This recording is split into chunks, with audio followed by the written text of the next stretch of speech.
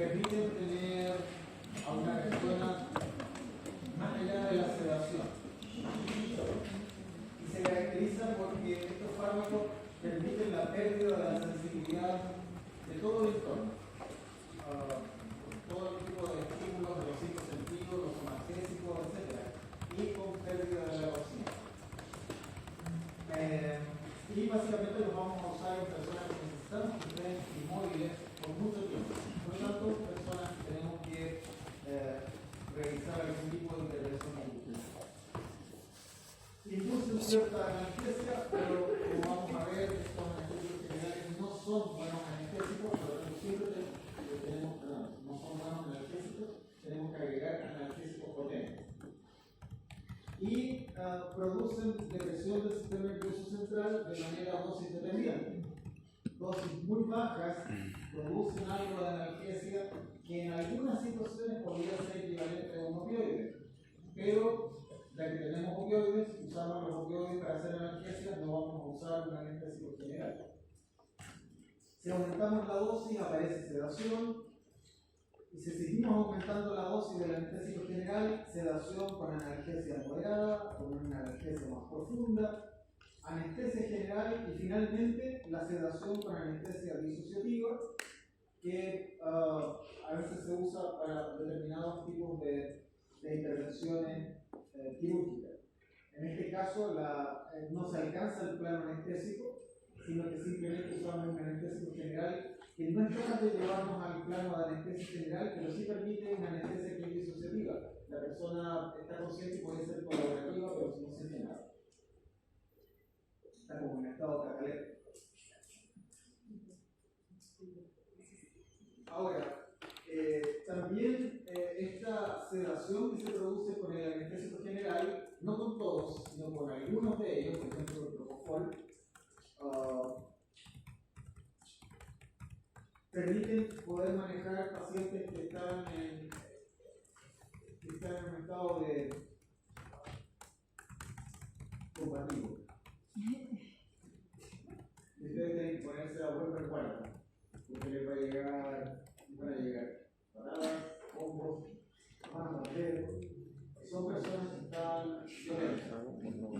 Y esto no necesariamente tiene que ver con el uso de ciertas sustancias tóxicas u otras razones, que la persona sea esquizofrénica y esté en su periodo de máxima actividad, sino que también puede ser después de la recuperación de una anestesia general, sobre todo si la inducción de la anestesia se da con benzodiazepina, tienden a ponerse bastante más agresivos.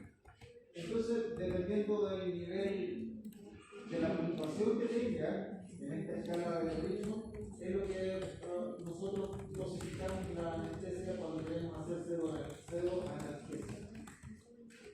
Normalmente a nosotros nos interesa este nivel: sedación ligera, sedación moderada, porque ahí nosotros podemos interactuar con el paciente y el paciente interactuar con nosotros y de esa manera tener un mejor tratamiento. Y hay formas de poder medirlo, se van a entender después más adelante. Ahora, cuando se va a administrar ahora un anestésico general, ya no para hacer una analgesia, sino que para producir un plano analgésico, se producen, es necesario hacer varias etapas. Una primera etapa que es de premedicación, luego una inducción anestésica, el mantenimiento de la anestesia y la reversión de la anestesia. Para la premedicación hay un cóctel de fármacos que hay que darle previamente a la persona. Tenemos que darle ansiolíticos. Normalmente se les da diazepam y midazolam, pero desde hace unos 5 años atrás, a la fecha, se está tratando de utilizar otro tipo de ansiolíticos, básicamente porque en el postoperatorio estas personas tienden a tener una mayor agitación psicomotora, o incluso desarrollar ciertos cuadros psicóticos que los hacen estar más tiempo en recuperación. Para reducir todos los efectos parasimpáticos, sobre todo de la vía aérea y la posible bradicardia, se administra atropina por lo general, sulfato de atropina o bien escopolamina.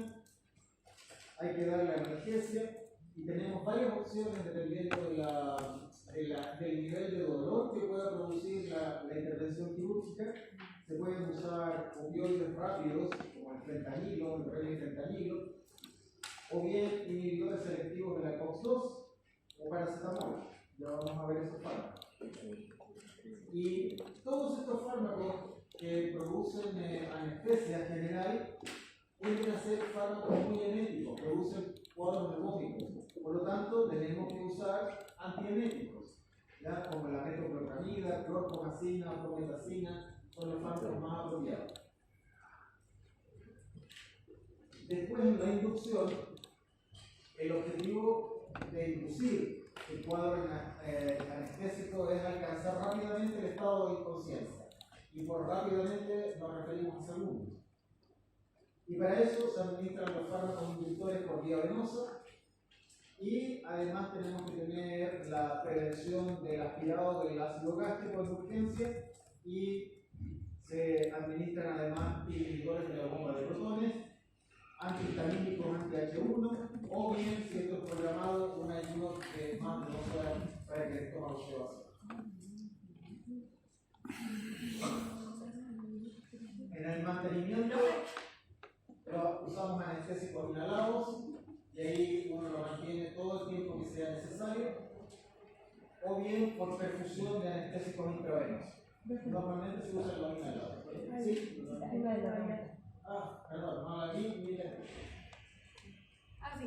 Quería preguntar, durante el proceso de inducción, ¿es posible de que el paciente no pueda llegar a ser sedado por lo nervioso que esté? Una vez que tú le das el inductor hipnótico, no tiene ninguna posibilidad de resistirse. La resistencia va a ocurrir antes. Va a ocurrir en el momento en que ustedes lo están preparando para llevar a cabo el quirófano. Ahí es donde ustedes tienen que acercar a todo su arte. De tranquilizarlo, todo va a estar bien. Todo lo que ustedes van a aprender, de darle la tranquilidad necesaria, además del ansiolítico que dan tranquilidad, porque estas personas que en verdad se colocan muchas cosas. Lo importante es el ansiolítico. O sea, piensen que hay cirugías que, siendo programadas, tienen riesgo vital. Las personas que van a ser trasplantadas con un corazón, que van a ser operadas para arreglar una válvula cardíaca, amputaciones, tienen posibilidad real de morir. tiraciones de hueso.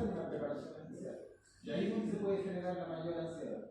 Y personas que quizás están muy acostumbradas a usar opioides o relajantes, ¿puede que tengan mayor dificultad como para como... Cuando son adictos a opioides, tenemos problemas de refractariedad porque se desarrolla tolerancia, sobre todo si son adictos de largo plazo. Pero la verdad es que ante un fentanilo o un remifentanilo, es bien difícil que incluso el que haya desarrollado la mayor tolerancia pueda tener alguna acción, porque no solamente va el opioide, sino que además va un anestésico general que es inductor. Ustedes han visto en la película, o no sé si alguno de ustedes lo han llegado a una anestesia general, el anestesista les dice cuente desde 100 hasta atrás. No llegan a 96 porque ya están en el plan anestésico. Son muy rápidos, toman 4 segundos. Así que no hay posibilidad de resistirse a la ¿Y las personas que son adictas al fentanilo? Y bueno, después también tenemos la revisión. Cuando estamos usando anestésicos generales inhalados o intravenosos, simplemente cerramos la llave. Se interrumpe la administración y el efecto se revierte relativamente rápido. Después tenemos que utilizar algún tipo de anticolinesterásico, idealmente neotigmina o los bloqueadores neuromusculares que están asociados al uso del anestésico general. La atropina, en caso de que no usamos Sumacadex, o su Gamadex sin atropina, si estamos usando Rocurón o Recuron. Esto de acá es solamente para revertir el efecto del bloqueador neuromuscular, como ya lo explicamos. Bueno, anestésicos generales inhalatorios son líquidos y cuando se les cambia la presión parcial se volatilizan y estos se administran por una mascarilla. O bien, tenemos otros que ya son gases, como el óxido nitroso, que se usan generalmente para el mantenimiento de la anestesia después de la inducción. Ahora, mecanismo de acción para todos estos, la verdad es que no está claro. Hay varias teorías, algunas hablan sobre una teoría empírica, que de alguna manera hace que la fluidez de la membrana aumente, de manera que todos los receptores se deslocalizan y no pueden interactuar con sus neurotransmisores. Y también tenemos otra teoría sobre los canales iónicos que se afectarían de alguna manera. ¿Ya? Y ninguna de esas está comprobada. Por lo tanto, sigue siendo esto algo desconocido. Lo que sí es claro es que los anestésicos generales, independientemente si son gases volátiles o son líquidos volátiles, no tienen un receptor. No hay una proteína receptora como en los fármacos que hemos visto hasta ahora. Ya, esto es muy difícil de poder entender. Espero que se lo pueda explicar bien. Cuando administramos por vía aérea anestésico general, sea este gas o un líquido volátil, tiene una cierta presión parcial en sangre de la vía aérea. Entonces, supongamos que esto es el alveolo, el pulmón. Hay una relación de equilibrio entre las presiones parciales que estamos ejerciendo con la bomba de infusión, ¿cierto? Por vía respiratoria, estamos administrando aquí el gas anestésico y entra en equilibrio con la presión parcial que hay en el oxígeno. Dependiendo de su liposolubilidad, entonces va a tener un cierto coeficiente de partición y va a ser distribuido vía sangre, ¿cierto? A dos lugares que son importantes. Primero, el tejido graso de toda la periferia. Y acá, dado que tienen un coeficiente de partición alto, una perfusión relativamente lenta hacia este lado por la resistencia vascular periférica, ¿cierto? Tiende a acumularse aquí, pero lo hace muy lento. En cambio, por la vía más directa hacia el sistema nervioso central, y esto es sistema nervioso central, alcanza un nivel relativamente más alto. Entonces, estos equilibrios son los que determinan que hayan distintos equilibrios en zonas diferentes. Pero lo que sí tenemos que tener claridad, y es el mensaje que quiero que quede, es que la presión del anestésico general en las arterias está correlacionado con la presión que se alcanza en el sistema nervioso central. De manera que nosotros podemos predecir cuál es la concentración que tenemos en el sistema nervioso central, porque no la podemos medir ahí directamente, pero sí la podemos medir en la presión arterial. Y la concentración del anestésico en la sangre arterial depende de todos estos factores. Es decir, cuando se conjugan todos ellos, podemos entonces tener una anestesia adecuada. Explicar esto es en verdad como pasar más o menos 4 semanas de clase de anestesiología en unos pocos segundos. Pero la relación que tiene con el es que es ahora, otra cosa importante de esto es que dependiendo de la liposolubilidad, los fármacos que son muy liposolubles, aquellos anestésicos generales altamente liposolubles, como el óxido nitroso, inducen el plano muy rápido, porque alcanzan el equilibrio rápidamente en el sistema nervioso central, el equilibrio sangre-sistema nervioso central. Y cuando se cierra la llave, se deja de administrar el anestésico general, la recuperación también es muy rápida. En cambio, los otros fármacos tienden a tener un inicio del plano anestésico más lento y su recuperación también es más lenta. ¿Ya? Y eso tiene que ver con las presiones parciales y las concentraciones que hay de sangre y tejido graso.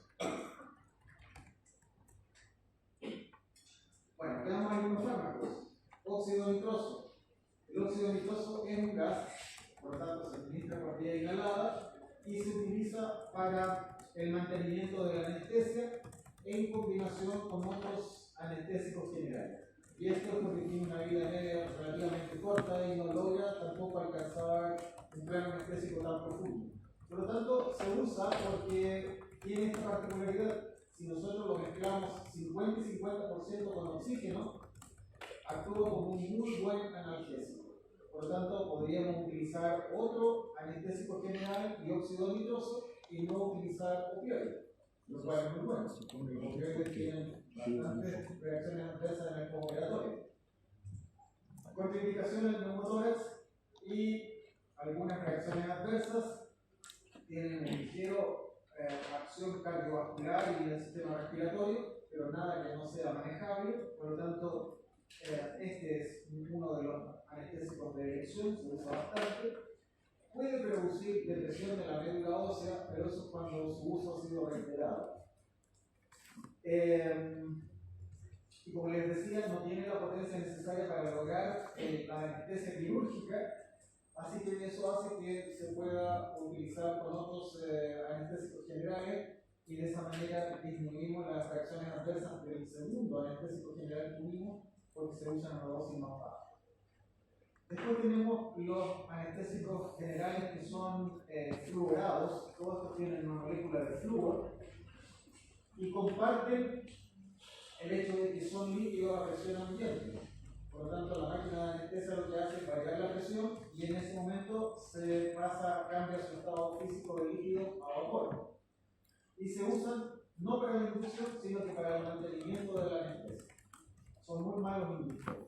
El alotano, que es el primero de este grupo, tiende a producir necrosis hepática. Por lo tanto, la exposición al alotano en intervenciones largas no debiera ser recomendable. Ahora, las máquinas de anestesia tienen filtro, porque si no, imagínense las personas que están en el quirófano. La carcelera, el médico, el segundo cirujano estarían expuestos al alotano que sale con la expiración del paciente. Por lo tanto, hay filtros para poder neutralizarlo. Pero el daño hepático es importante. Y eso hace que el alotano no se use mucho hoy en día. Produce una muy buena depresión cardiorrespiratoria, por lo tanto, tampoco en pacientes que son cardiópatas es un fármaco adecuado, arritmias ventriculares, etc. Aumenta la presión parcial de CO2, o sea, no es el mejor anestésico general. Por eso se fueron desarrollando nosotros el enflurano. El enflurano comparte muchas de las características del alotano, sin embargo, está contraindicado en la epilepsia porque induce una actividad eléctrica en el encéfalo anormal y por lo tanto puede gatillar en las personas que tienen epilepsia una crisis convulsiva. También produce depresión cardiorrespiratoria, por lo tanto utilizar toda clase de fármacos cardiotónicos y mantener una muy buena respuesta respiratoria. Produce también algo de hepatotoxicidad, pero es mucho menor que la que se desarrolla con el alotano, y lo mismo que las arritmias, que es más ventajoso que el uso del alotano. Y los otros dos más nuevos, el isoflurano y el sevoflurano, son mucho más utilizados porque tienen muchas más ventajas que los otros dos anteriores. Sin embargo, isoflurano y sevoflurano tienen susceptibilidad a la hipertermia maligna. Si se desarrolla, ¿cuál es el antídoto? Si se desarrolla hipertermia maligna, ¿qué le administramos? Dantroleno. Bien, señor, muy bien. Dantroleno. Reacciones adversas. Fíjense que todas las anomalías cardiovasculares y respiratorias que producían los otros, esto las produce, pero en el menor grado posible. Y casi no producen hepatotoxicidad, y hay algo de hipotensión ortostática que se puede manejar muy bien con fármacos más supresores.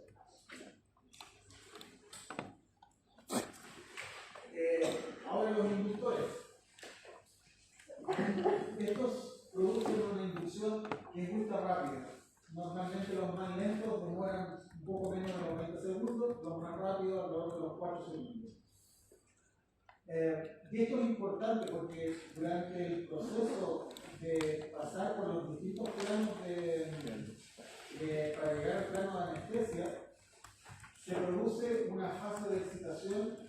La persona no se va a recordar, obviamente, porque está usando alguna benzodiazepina y eso produce amnesia anterógrada, pero todos los que están alrededor de la camilla sí las van a sufrir, porque esa persona se pone agresiva. Y eso ocurre porque cuando el cambio es lento, primero se inhiben las vías inhibitorias y permanece en las vías excitatorias. Y la persona demuestra agresividad. Por lo tanto, se usan estos inductores que son muy rápidos porque pasan tan rápido del plano consciente al inconsciente que esa ventana de tiempo donde se podría producir la agresividad no alcanza a notarse. ¿Ya? Entonces, esa es la ventaja de que sean ultra rápidos. Diazepam y midazolam son lentos y ahí sí van a manifestar agresividad y lo que es peor, en el postoperatorio aparecen cuadros de delirio, que pueden ser desde alucinaciones a todo lo que a ustedes se les ocurra. Y eso aumenta los días de cama, la rehabilitación de la persona y lo que hoy día queremos es que se levante lo más rápido posible y empiece a hacer su actividad normal. ¿Entonces dependiente? Propofol y ketamina son buenos inductores, son muy rápidos, pero también son anestésicos que se pueden utilizar para la mantención del estado anestésico. Por lo tanto, se usan en intervenciones que son cortas. Y tenemos esta otra combinación que es bastante nueva, no tiene más allá de 8 años, que es la neuroleptoanalgesia. Se usa una analgesia que permite tener al paciente consciente y colaborativo. Se usa un neuroléptico como el droperidol, más fentanilo, y se usa en intervenciones que son muy breves. El paciente está consciente, pero con un nivel de analgesia muy profundo. O sea, mucho más de lo que debiera producir el fentanilo, que es muy buen analgésico, está potenciado por la acción del neuroléptico. Y permite eso entonces además tener amnesia retrógrada sin usar benzodiazepinas. El paciente está colaborativo y uno puede trabajar adecuadamente y el postoperatorio es mucho más benigno que con todas las otras combinaciones anteriores. Por lo tanto, cuando es posible, se usa la neuroleptoanalgesia. Profe, yo escuchaba la combinación de midazolam con fenta. ¿Cómo? Midazolam con fenta para endoscopia. Sí. Pero, ¿es mejor el extraído? ¿O como por qué se usa la benzodiazepina? La benzodiazepina para ese tipo de exámenes, básicamente por la amnesia retrógrada, porque te quita la ansiedad y porque permite cierta relajación de la musculatura esquelética. Por eso se usa. Y como es breve, no tienes tampoco la intención de llegar al plano anestésico. Por lo tanto, usan una dosis que es mucho menor. Pensé que el mío solo era hipnótico, por eso se ocupaba. Alta para usarlo como inductor.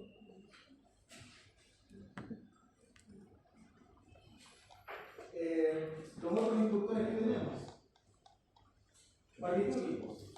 Los barbitúricos nunca se les debe olvidar que tienen márgenes terapéuticos muy estrechos.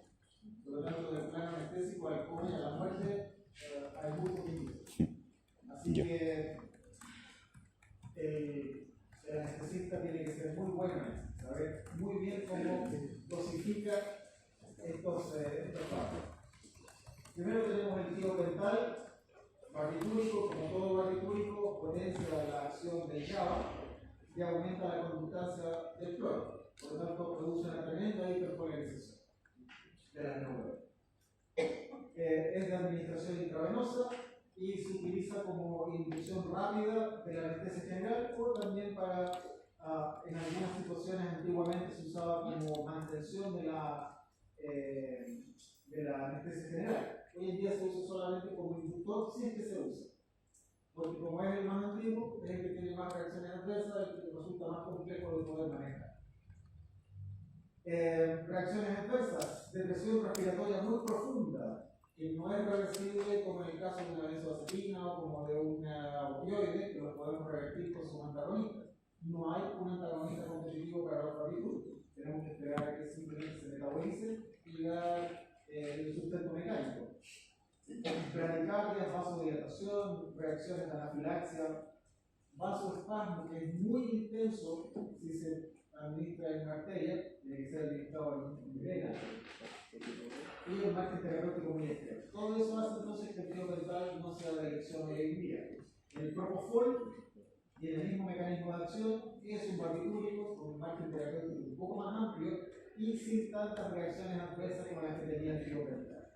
Se usa básicamente por lo mismo y en dosis bajas se usa para dar sedación, sobre todo en las unidades de cuidado intensivo, ¿ya? Sin tener que llegar a la inducción anestésica. Otra cosa.